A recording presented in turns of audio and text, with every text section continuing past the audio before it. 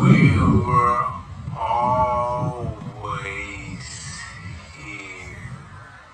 Welcome to the Aboriginal Channel. On this episode, we're going to be looking at how America became a country. The Jamestown settlement in the colony of Virginia was the first permanent English settlement in the Americas. It was established by the Virginia Company of London as James Fort on May 4th, 1607, and was considered permanent after a brief abandonment in 1610. So here we learn that the colony was actually a fort and that it was not permanent in 1607, but rather 1610 after a brief abandonment. Here on the list of Indian massacres in 1610, we find the Paspahegh Massacre in Virginia. It says Lord Delaware sent 70 men to attack the Paspahegh Indians. They destroyed their village near Jamestown, killing between 16 and 65 people. The wife and children of the village chief were captured and shortly afterwards put to death. So presumably after these settlers killed these Indians on August 9th, 1610, sometime after that, Jamestown colony became permanent. In 1623, what was called the Wessagasset Affair in Massachusetts, several Massachusetts chiefs were lured to Wessagasset under peaceful pretenses and put to death. Other Indians present in the village were also killed. Wessagasset, where these chiefs were lured to, is in Weymouth, Massachusetts, which was founded in 1622. So they built the fort there in 1622, and a little while later in 1623 lured a bunch of chiefs there and killed them along with other Indians that were present. So we just learned in a brief instance that Jamestown and another colony in Massachusetts were created through massacres of Indians. Now we'll skip all the way from those massacres in the beginning of the 1600s down to the mid 1850s, where in Oregon you had a massacre on the Chetco River in February 15th, 1854. It says 9 white settlers attacked a friendly Indian village on the Chetco River in Oregon, massacring 26 men and a few women. Most of the Indians were shot while trying to escape. 2 Chetco who tried to resist with bows and arrows were burned alive in their houses. Shortly before the attack, the Chetco had been induced to give away their weapons as friendly relations were firmly established. So this happened in 1854 February in a county called Curry. When I looked up Curry County, it said it was founded in December of 1855. The county was named after George Law Curry. It says this guy twice he stepped in as acting territorial governor. He was appointed governor of Oregon until statehood. So from 1854 to 1855, he was the governor of Oregon. As a prominent local man, Curry was received much more favorably by the population, whereas most of his predecessors were seen as outsiders from the East Coast. During the Yakima War in 1855, Governor Curry raised a force of 2,500 volunteers and led them into battle in support of federal troops. The Yakima War is when they fought the Yakima tribe, the Walla Walla tribe, the Umatilla tribe, the Nez Perce tribe. I pointed that out to just show that the county that those Indians were killed in was not a county until after they were killed there, and how the man Curry, who the county was named after, was a prominent local man who raised a force of 2,500 volunteers and led them into battle against Indians. Back up on the list in 1823 in February at Skull Creek, there was a massacre in Texas. It says after Coco Indians killed 2 colonists under unclear circumstances, the colonists got together 25 men and found a Chiricahua people village on Skull Creek. They killed at least 19 inhabitants of the village before the rest could flee, then stole their possessions and burned their homes to the ground. Again in 1826, a massacre called Dressing Point Massacre in Texas, a posse of Anglo-Texan settlers massacred a large community of Chiricahua Indians near the mouth of the Colorado River in Matagorda County, Texas. Between 40 and 50 Chiricahuas were killed. It says the Chiricahua were Native American people concentrated in southern Texas along the coast of the Gulf of Mexico. 2 things about these 2 massacres that are interesting, and that's because they both involve the slaughter of the Chiricahua people. They're 3 years apart from each other, and they're both in Texas when Texas wasn't a state yet. When you go to the Texas county information, Colorado County was one of the original 23 counties of Texas, created in March of 1836 from the old Mexican Peninsula. Said it includes Moses Austin's colonists. When you go look in the county that the Dressing Point Massacre occurred in Matagorda, it says that it's one of the original 23 counties of Texas created in March of 1836. Consisted of part of Stephen F. Austin's colony. So here we have Moses Austin and Stephen F. Austin. When you look them up, Stephen Fuller Austin was an American impresario known as the father of Texas and the founder of Texas. He led the second and ultimately the successful colonization of the region by bringing 300 families from the United States to the region in 1825. He led the initial actions against the Chiricahua people in this area. When we look at the area, Matagorda is right down here, right by Fort Bend, and Colorado is right by Fort Bend as well. So those became counties upon the slaughter and massacre of the Chiricahua people. And they named Austin, Texas, the capital, after Stephen Austin, who was a slaughterer of Indians.